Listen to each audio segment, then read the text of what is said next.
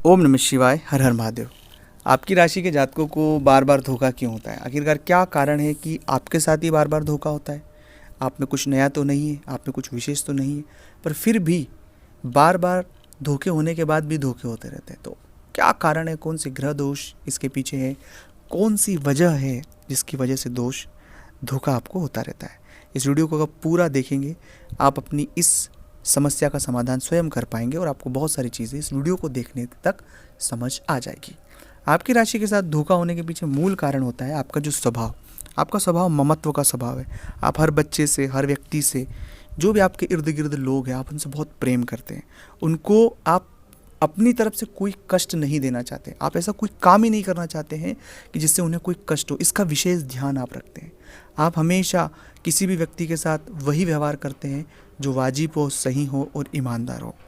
और इसी के कारण जब कोई व्यक्ति आपको अपना दुखड़ा बताता है कि मुझे मेरे साथ यह चीज़ें हो गई है, या नहीं भी बताते हैं और उसके बाद भी आपको समझ आ जाता है कि इनकी हालात ख़राब है, इन्हें मदद की आवश्यकता है, तो बिना मांगे हम चलकर उस व्यक्ति की मदद कर देते हैं। मदद करने के बाद हमें ऐसा लगता है कि हम इस व्यक्ति को और आगे बढ़ाएं और मदद करें, और बस यहीं से हमारी यात्रा शुरू होती है। और सबसे पहली जो बात कि जब हम किसी व्यक्ति पर दया दिखाते हैं, उसकी मदद करते हैं निस्वार्थ भाव से, हमारा कोई स्वार्थ नहीं है, और वही व्यक्ति हमारे साथ बाद में छल कपट करता है।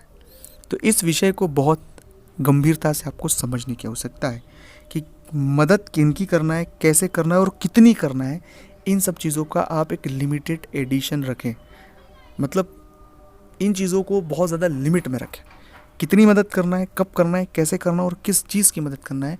हमें किसी व्यक्ति को मंजिल तक नहीं पहुंचाना, हमें सिर्फ रास्ता दिखाना है, इतनी मदद हमें करना है। दूसरी बात है, आपके मन में एक बहुत बड़ा हमेशा आत्मबोध होता है, आत्म अपराध बोध होता है कि जब कभी कोई व्यक्ति के साथ नुकसान हो जाता है और उस नुकसान होने के बाद आपको पता लगता है कि यार इसका नुकसान हो गया है, तब आप अपने आप को अपराधी समझते हैं कि उसका नुकसान हो गया या उसके साथ ऐसा हो गया तो मैं कुछ नहीं कर पाया, मुझे कुछ करना चाहिए था। वो अपने परिवार के लोगों के साथ अधिकतर आपको ये महसूस होता है।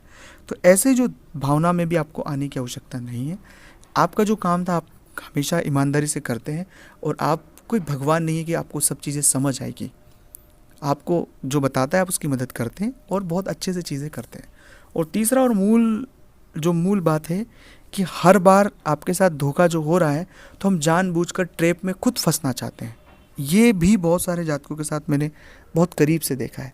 तो जानबूझकर आप ट्रैप में फंसते हैं, जहाँ लालच देते हैं, जहाँ आपको लालच देंगे, आपको चीज़ें घुमा फिरा के बताएंगे, और आपको जो टू द पॉइंट चीज़ें उससे न बताकर इधर उधर की बातें करके जो जीवन है उसको गुमराह करते हैं। तो ऐसे लोगों से बहुत सावधान रहने की आवश्यकता है।